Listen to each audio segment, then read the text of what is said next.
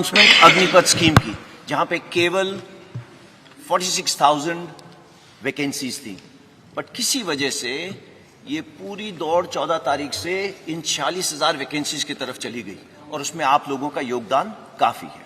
Go next. ये reform क्यों आया? ये रिफॉर्म लॉन्ग पेंडिंग था। सबसे ऊपर वाली आप स्टेटमेंट देखिए, ये स्टेटमेंट आज की नहीं है, ये 1989 की स्टेटमेंट है। 1989 में ये काम शुरू हुआ था। हमारी तमन्ना थी कि ये काम शुरू हो, बट उसकी और भी कई सारी पहलू थे। वो चाहता था कि ऑफिसर की एज कम हो, कमांडिंग ऑफिसर की एज कम हो, टीथ टू टेल रेशियो कम हो, तो एक एक करके ये काम शुरू करा गया। कमांडिंग ऑफिसर की एज कम करी गई, जो हमारी टीथ टू टेल रेशियो है वो कम करी गई। उसके बाद कारगिल रिव्यू कमेटी के अंदर अरुण सिंह कमेटी ने बोला एक सीडीएस का गठन होना चाहिए, वो काम हुआ। अब उसी चीज को आगे ले जाते हुए हमने जो नेक्स्ट रिफॉर्म था वो था कि किसी तरीके से जो एज हमारी 32 साल है, ये देखिए ये बता रहा है 30 साल 1989, आज ये 32 साल पहुंच गई है। 32 साल को किस तरीके से 26 साल ला सके, ऐसा क्यों? हमारे को यूथफुल प्रोफाइल चाहिए। ये क्यों चाहिए? बिकॉज आप सबको मालूम है 2030 के अंदर हमारे देश के अंदर 50% पीपल 25 साल की उम्र से कम होंगे। क्या ये अच्छा लगता है कि देश की सेना जो रक्षा कर रही है दे आर 32 ईयर्स? ये हमारा सिर्फ एक ही मुद्दा है कि हम किसी तरीके से यंग हो जाए। इसको स्टडी करा गया पिछले 2 साल, एंड ये सीरियस वर्क। पहले तीनों चीफ जनरल रावत मिलके एंड कई लोगों से इसके बारे में डिस्कशन करी कि क्या क्या तरीके हैं, इसकी परसेंटेजेस कैसे करें। उसके अलावा हमने स्टडी करी बाहर के देशों की स्टडी, तकरीबन सारे देश हमने स्टडी करे। सब देशों के अंदर देखा गया उम्र 26, 27, 28। नंबर 2, भर्ती होने के तरीके कितने किस्म के हैं? कम से कम 3 से 4 तरीके हैं भर्ती होने के लिए, एंड सबके अंदर जब वो बाहर निकलना चाहते हैं वो जा सकते हैं। कितने साल में जा सकते हैं? 2 साल, 3 साल, 4 साल। सो मल्टीपल एंट्री एवेन्यूज हैं, मल्टीपल एग्जिट एवेन्यूज हैं, एंड वो बाहर जाके क्या कर रहे हैं? वही चुनौतियां हैं जो हमारे नौजवानों को चुनौतियां हैं बाहर जाने की। इसके बारे में मैं आपको बात करूंगा। देखिए हमें चाहिए क्या? यूथ। यूथ हम सबको मालूम है वो रिस्क ज्यादा लेता है, उसके अंदर जुनून ज्यादा है, जज्बा ज्यादा है। इस जुनून जज्बा को कैप्चर करना जरूरी है, बट ये जुनून जज्बे के साथ में हमें होश की भी जरूरत है। Just go next. नाउ देखिए आज जो करंट सिपाही से जो उसके ऊपर होदेदार है, आप सिपाही का जो है वो आप उसको जोश का कंपोनेंट मानिए, और जो 1.28 का कंपोनेंट है एनसीओ से ऊपर, मतलब नायक, हवलदार, नायब सूबेदार, हमारे जैसे होदेदार, वो सब मिला के 1.28 है। हम चाहते थे कि ये यूथफुल प्रोफाइल आने से जो जोश और होश का कंपोनेंट है ये तकरीबन बराबर हो जाए। एंड इससे होगा क्या? Ideal mix youthfulness and experience का। अगेन गोइंग बैक, जोश और होश का एक्सपीरियंस तकरीबन बराबर हो जाएगा। Go next. आज देश के अंदर आपको मालूम है कि फौज की कितनी रिटायरमेंट्स हैं, ये आप सबको मालूम है।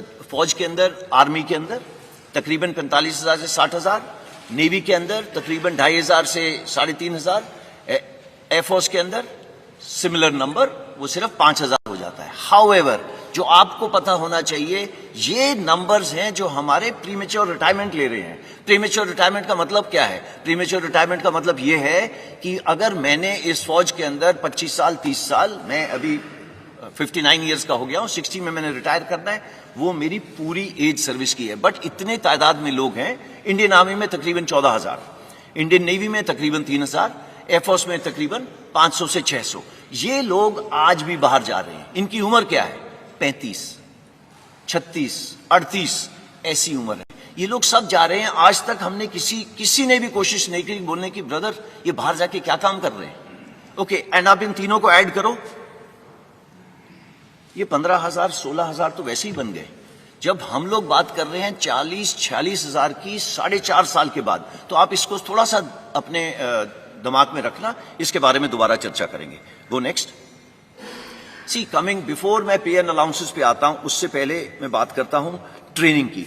सी आज का युवक हमारे से अच्छा है, हमारे से पहले वाला युवक, करेक्शन, हमारे से भूतपूर्व सैनिक हमसे खराब नहीं थे, बट हमारी खुराक ज्यादा अच्छी है, उनकी खुराक हमारे से कम थी। आगे आने वाला जो युवक है उसकी खुराक भी अच्छी है, उसकी पढ़ाई भी अच्छी है, वो एक टेक्नोलॉजी के साथ अडेप्ट है, वो पैदा हुआ है मोबाइल फोन के साथ, उसको पता है मोबाइल फोन का क्या है।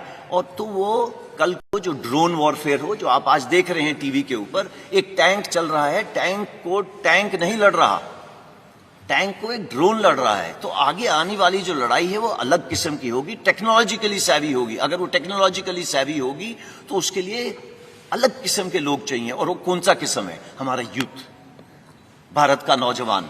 ये भारत का नौजवान क्योंकि टेक्नोलॉजी के अडेप्ट है, वो पैदा हुआ है एक ये मोबाइल के साथ खेलता हुआ, कंप्यूटर के साथ खेलता हुआ, और वो आता कहां से है? गांव से। हमारी इनटेक 70% विलेज से।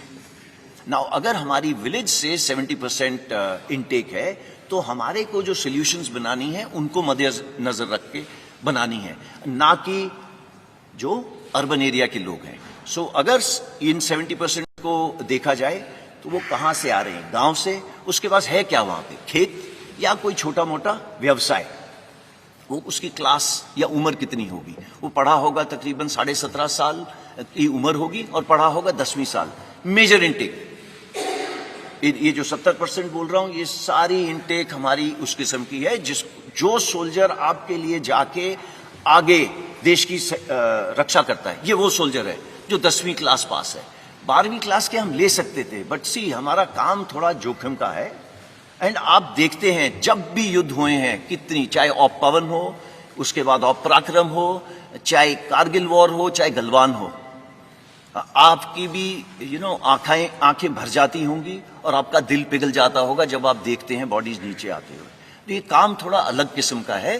तो आप इस काम को मद्देनजर रखते हुए हमने देखा कि इसकी उम्र 17.5 एक एंड पे, दूसरे एंड पे 21, इसमें कोई तब्दीली नहीं है। ये पहले भी वही थी और आज भी वही है, तो इन दोनों में कोई तब्दीली नहीं है। उसके अलावा हमने पिछले सालों में क्या करा है? अपना फ्लैब कट करा है। फ्लैब का मतलब, देखो टीथ टू टेल रेशियो की बात होती है, टेल कम करी है और कम होगी आगे आने वाले टाइम में। दूसरी जॉइंटनेस बढ़ी है। कुछ सालों पहले आईडीएस हेडक्वार्टर नहीं होता था, वो बना है। तो इस तरीके की जो बीच बीच में चेंजेस हैं वो सब करी जा रही हैं। उसके अलावा नेक्स्ट चीज ये है कि अगले 4 से 5 साल में हमारी इनटेक 50,000 से 60,000 होगी। इसको ब्लैंक कर दो, 50,000 से 60,000 होगी। ओके, 50,000 60,000 के बाद क्या होगा? ये इनटेक 90,000 से लेके 1.25 लाख होगी। सो इट इज नॉट 46,000। ये हमने क्यों करा है? इसलिए करा है स्टार्ट स्मॉल, स्टार्ट मीडियम। क्यों? सो दैट हमें भी इस स्कीम को चलाने के बाद सीखने को मिले कि इसमें दिक्कतें क्या है। हमें इंफ्रास्ट्रक्चर जो है ट्रेनिंग के लिए उसको बढ़ाना पड़ेगा। वो बढ़ाने के लिए बटन दबा के तो होगा नहीं, उसके टेंडर जाएंगे, उसका ये होगा वो होगा, उसको 3-4 साल लगेंगे। सो दैट हम अपनी ट्रेनिंग कैपेसिटीज जो फौज की तकरीबन 60,000 के करीब है, उसको बिल्डअप करके इस पॉपुलेशन को लेने के लिए जो 1.25 लाख होगी, इसके लिए तैयार हो। नाउ वाई 4 years, जो सब चीजों का मुद्दा है। 17.5 साल 21 साल मैंने आपको बताया, उसके अंदर चेंज क्यों करा गया? इसलिए चेंज करा गया कि पिछले 2 साल के लिए कोविड की वजह से भर्ती बंद थी। भर्ती क्यों बंद थी? बिकॉज हम नहीं चाहते थे सारे एक जवान जिस तरीके से हम लोग एकत्रित हैं एक जगह के ऊपर करे जाए। तो हमने देखा कि इतनी सालों से हम इसकी स्टडी करते जा रहे हैं, अभी हमें एक मौका मिला है to make a change without pain. तो अगर ये चेंज विदाउट पेन हमने करना था, इससे अच्छा मौका नहीं था करने का। इस पे स्टडीज चल रही थी, मैंने आपको बताया, Kargil review committee, group of ministers report, ये सब स्टडी करते जा रहे थे, बट हमें मौका नहीं मिल रहा था कि ये कब करा जाए, because it was a transformative reform. हमें जरूरत थी, आज नहीं 30 साल से जरूरत थी इस एज को कम करने की। इसका इंपैक्ट क्या होगा? Go next. पहले मैं आपको पे अलाउंसेस का बता देता हूं।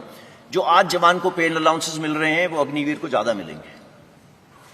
ओके, इसका please don't take him cost to company वगैरह जैसे वर्ड, देयर इज नथिंग। फौज की नौकरी एक जज्बा है, इसको आप पे से नहीं तोल सकते। हाउएवर, जो ये आपके सामने दर्शाया गया है, ये सबसे पहले जो 17 लाख के करीब है, ये उसकी पे है। एक सेवानिधि पैकेज है जिसके अंदर उसका योगदान 5 लाख है। गवर्नमेंट अपनी तरफ से 5 लाख डालेगी। इन दोनों के ऊपर जो इंटरेस्ट दिया जाएगा वो तकरीबन 1.5 लाख होगा। सो टोटल पे उसको 4 लाख तकरीबन इतनी मिलेगी। इसका मतलब ये नहीं है कि वो हमारे बराबरी की रिस्क एंड अलाउंस नहीं लेगा, उसके जितने भी अलाउंसेस हैं सेम रहेंगे। अगर वो मेरे साथ सियाचिन में बैठा है, he'll get the same allowance। अगर वो मेरे साथ राजस्थान में बैठा है तो उसको सेम अलाउंस मिलेगा। अगर वो मध्य प्रदेश में बैठा है, मुझे भी नहीं मिल रहा, उसको भी नहीं मिल रहा। So it is equated, there is no differentiation. वो साथ वाले बिस्तरे पे सो रहा होगा, वो वही कपड़े पहन रहा होगा जो मैं पहन रहा हूं, वो मेरे साथ लंगर में बैठ के खाना खा रहा होगा। There is no difference. कोई अलग बैरक नहीं बना दी अग्निवीर के लिए, बिकॉज उसने लड़ाई कल हमारे साथ करनी है, और अगर वो हमारे साथ देश के लिए बलिदान देगा तो देयर इज कोई गुंजाइश ही नहीं है उसको हम किसी तरीके से रत्ती भर भी उसको हम अपना छोटा सोचें। नहीं, इसमें ऐसा कुछ नहीं है। मैंने बैंक लोन यहां पे इसलिए डाला है बिकॉज ये बार बार आ रहा है कि भैया 4 साल के बाद क्या, तो 4 साल के बाद क्या, मैं इसके बाद आपको बताता हूं।